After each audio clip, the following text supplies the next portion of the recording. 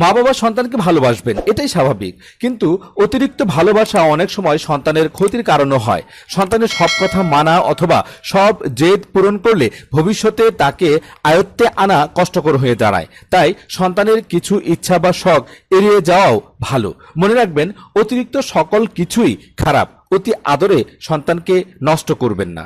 2, আমার সন্তানই সঠিক, এই কথা বলা একটা মারাত্মক ভুল।